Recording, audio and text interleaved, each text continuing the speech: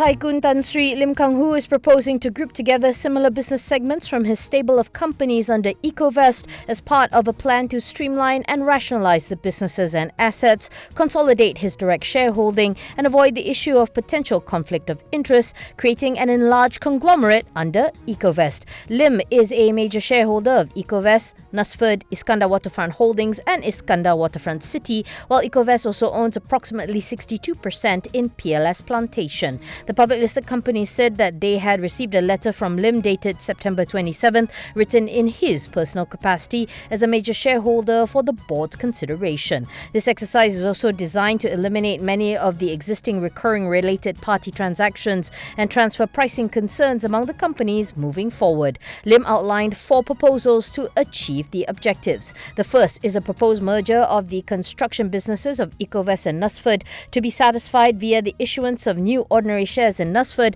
at a proposed issue price of 60 cents per new Nusford share. The second involves the proposed acquisition by Ekovest of 3 parcels of land with approximately 17 acres located in Johor Bahru, intended for potential 2 transit-oriented development along the alignment for the JB Singapore Rapid Transit System link. The purchase consideration payable by Ekovest to the vendors of Tot 2 and Tot 3 is proposed to be satisfied via the combination of cash and the issuance of new ordinary shares in Ekovest at the proposed price of 60 cents per new Ekovest share. The third proposal involves the acquisition by Ekovest of at least 51% or more of the issued share capital of Credence Resources, which presently holds 63.13% in IWH, which in turn holds 34.29% in IW City. The final proposal involves the merger of properties and assets of IWH and IW City under a single entity through the acquisition by IW City of the entire issued share capital of all the existing direct subsidiaries of IWH. According to Lim's statement, the various corporate proposals are not intended to be conditional or interconditional upon each other and will be implemented separately and independently if deemed fit by the board of directors of the respective companies.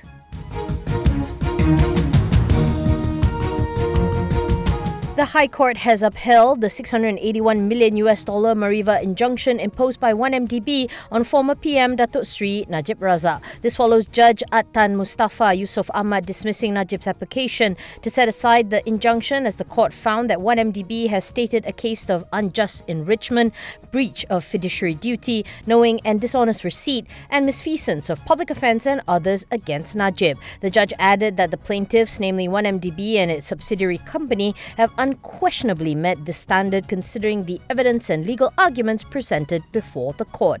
Tan Mustafa said the SRC International Criminal Trial findings are relevant to this Mareva injunction application, casting doubt on Najib's explanation of the funds as Arab donations. On dealing with Najib's ongoing 1MDB Tanore trial having impeded the former PM's ability to disclose his defence, the judge found such assertion to be problematic and at odds with established legal protocols. He adds that Najib's reliance of the right to remain silent appears less a legitimate legal argument and more of a strategic evasion, meriting further scrutiny of potential dishonesty. The court also found the second Mareva injunction not oppressive as alleged by the defence, as the court is permitted to impose successive injunctions when the factual and legal underpinnings between claims differ significantly.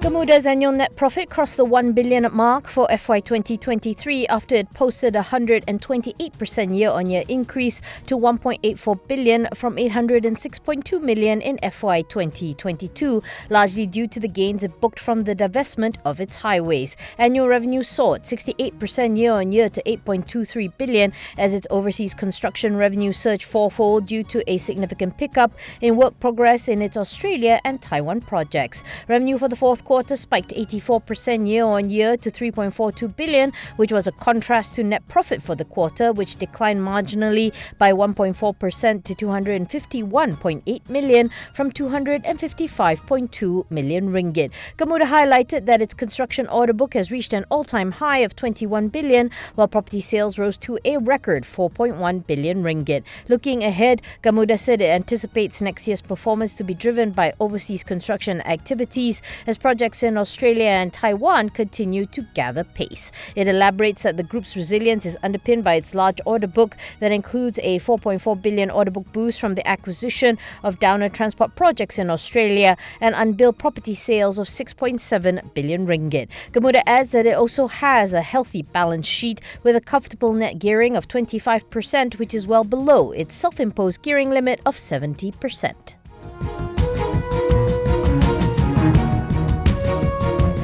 Median monthly salaries and wages rose 7.7% in 2022 to 2,424 from 2,250 in 2021 after Malaysia implemented the minimum wage of 1,500 in May last year, according to the Department of Statistics Malaysia.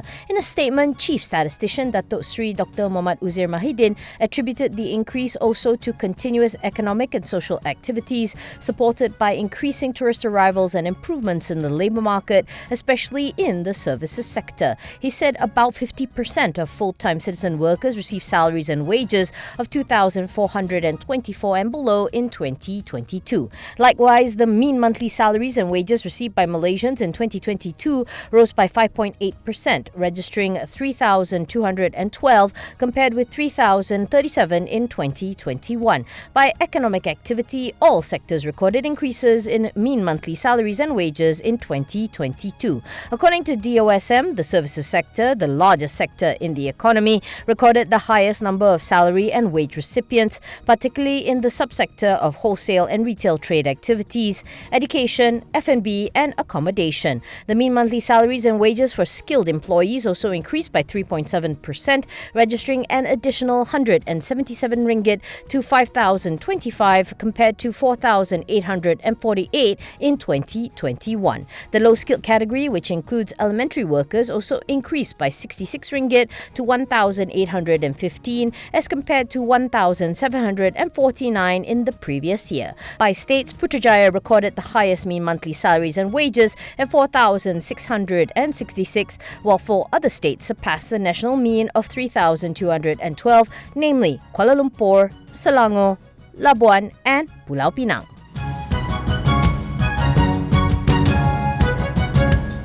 Capital A has entered into 3 memoranda of understanding with long-term rival PT Garuda Indonesia Persero to partner in both parties' commercial airline, cargo, as well as for their maintenance, repair and overhaul business. Both will explore network expansion in commercial airline through their airline arms, AirAsia Aviation Group and PT CityLink Indonesia, logistics services between Teleport Everywhere and Garuda Indonesia Cargo, and aircraft maintenance between Asia Digital Engineering and GMF AeroAsia. At the signing ceremony in Jakarta, Garuda President and CEO Irfan Setiaputra said both parties will begin their collaboration through interlining between their commercial airline services as the first step before embarking on code sharing in the future. Capital A CEO Tan Sri Tony Fernandez says that this collaboration has set the standard that airlines can work together while also competing, commending Garuda for having the guts to do something different. In a BOSS filing, Capital A said that this arrangement with Garuda marks the first bilateral interline agreement for AirAsia and will leverage on the depth of CityLink's domestic network and the breadth of AirAsia's international routes. The group explains that once the infrastructure interline is ready for operations by the first quarter of 2024, travellers would be able to check through baggage from origin to destination on a single boarding pass for seamless transfer through integrated services. According to the filing, the MOUs are not legally binding and do not constitute agreements, have no commercial value and are executed by the parties in good faith.